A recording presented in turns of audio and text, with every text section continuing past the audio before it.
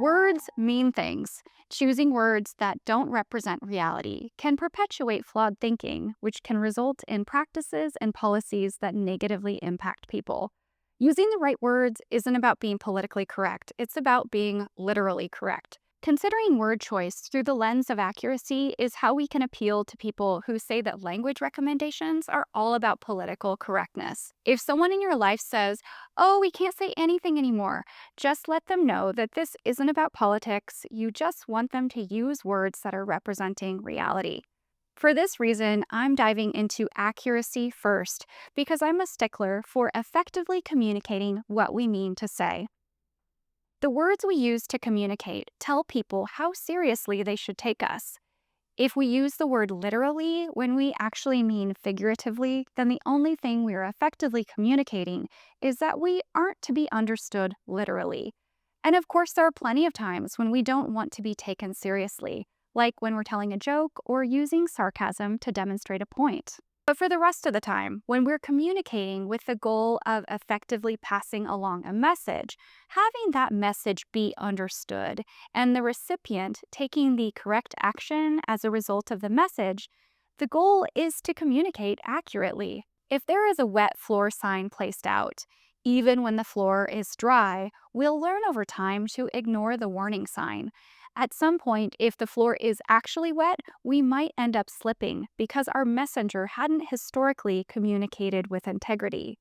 Using words intentionally and with accuracy teaches people around you that you have credibility.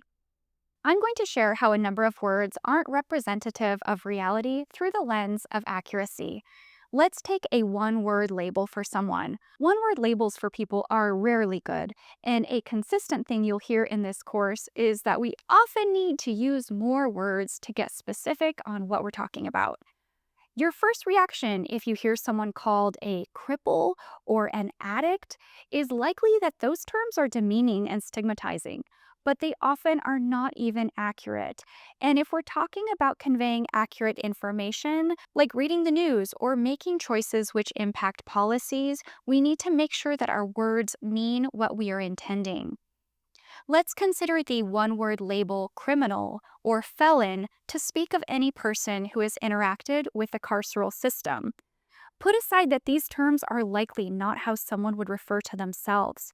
These terms are frequently just inaccurate for many people they are applied to. Many people who have been arrested, or even those who are serving time, may not have been convicted of any crime, which the term criminal suggests. The term felon might, in theory, be used to describe someone with a felony, but not everyone who has been arrested has been convicted of a felony. For this reason, a broader statement would be more accurate, saying a person who has been incarcerated or someone who has interacted with the justice system, or a person who is justice impacted would be more accurate and inclusive of anyone with something on their background. This is one of the cases where we use a few more words to get specific about what we are saying without using medicalized, stigmatizing, or ableist language. In my podcast, I interviewed Dr. Weston Ferrer, a psychiatrist, about the prevalence of misapplied mental health language. It is common for people without medical licenses even to toss around words like OCD or bipolar as pejoratives.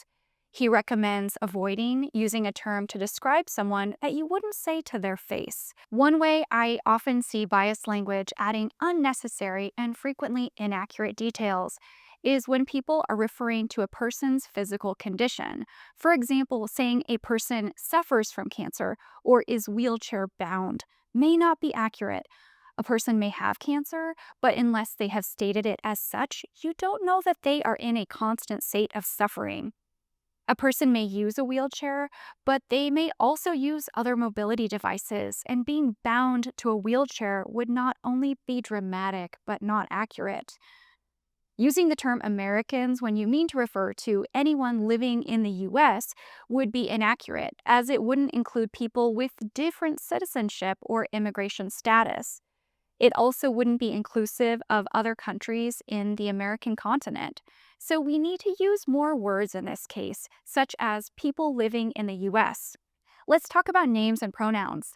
Throughout time, people have changed their names to reflect changes in their identity. Whether we're talking about pharaohs in ancient Egypt, religious figures, or David Bowie, names of places and people change to reflect changes in those people and places. We learn the new names and we move on. Gender is similarly changeable. While someone's sex is based on physical anatomy, gender is a social construct. I perform my gender identity each day by following trends that are popular for women. For people who are cisgendered like myself, meaning my gender identity aligns with the sex I was assigned at birth, we may not see the way that we style ourselves each day as a performance of gender. It's so deeply ingrained in our culture that it's second nature. If someone tells you their name and pronoun, it is inaccurate for you to use a different name or pronoun.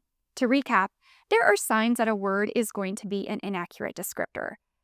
If it's a one-word label, if it sounds judgy, if it feels dramatic, or if it differs from what someone has asked to be called.